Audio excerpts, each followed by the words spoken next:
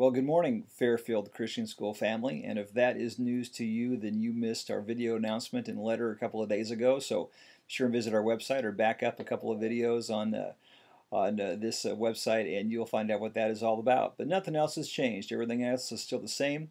And as we have for the last few weeks, we've been talking about our ESSLERs, our expected school-wide learning results, and we've dealt with L, I, and O. And since this is our last video before the end of the school year, we're going to do N and S today and cram them in. So hang on, and here we go. N stands for never compromise my personal values for temporary gain. Boy, that is a lifelong lesson we would love our kids to learn, isn't it?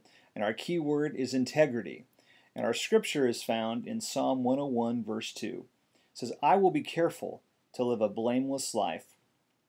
I will lead a life of integrity. See, it's a decision.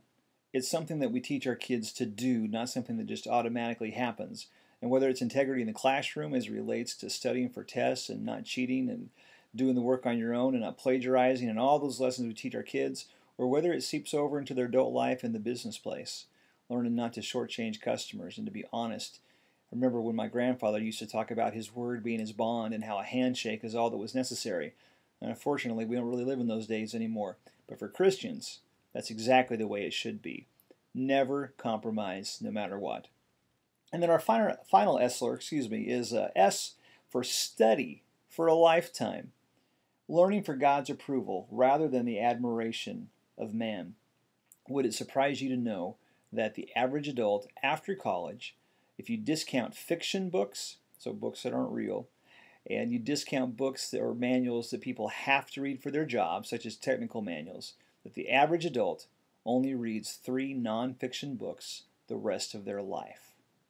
See, education for so many people is about getting through something so you get the diploma and you can move on. For us at our school, it's about teaching kids to study for a lifetime so they can continue to grow, not just in college, not just in their jobs, but in the Word. Study, the old King James says, study to show yourself approved unto God, a workman that needs to not be ashamed. And that is what we're trying to teach our kids. Our key word for study for a lifetime is purpose. Why we do what we do. And we can find that scripture in 1 Thessalonians 2:4, and it says, our purpose is to please God, not people. He is the one who examines the motives of our heart. So as we're teaching our kids to study, it's not enough to tell them because you need to. It's not enough just to force them to do it, but to teach them their purpose so they can become better at who they are and what they do, so they can please God with their lives, not just a boss, not just a parent, not just a teacher, but to please the one who gave us life. And these are our ESSLERs, and as we always say, they apply to so much more than just school. We do have academic applications, but also physical and social and spiritual and so many more. And it is our goal for our students over the time that they're with us to learn all 5 of these ESSLERs. To learn humility, to learn focus, to learn perseverance, to learn integrity, and to learn purpose. And we thank you for trusting your kids to us. We know, as always, with a growing ministry that's relatively new, there's lots of changes, and this year has been no different, but we are so excited to see what God is doing. Yes, the economy is hard. Yes, we're all streamlining. Yes, we're all figuring out better and less expensive ways of doing things, but we are excited to see what God is going to raise up through our student body as they get older. They enter the workforce, they enter churches and become the leaders of this next generation, because truly our future does rest with them.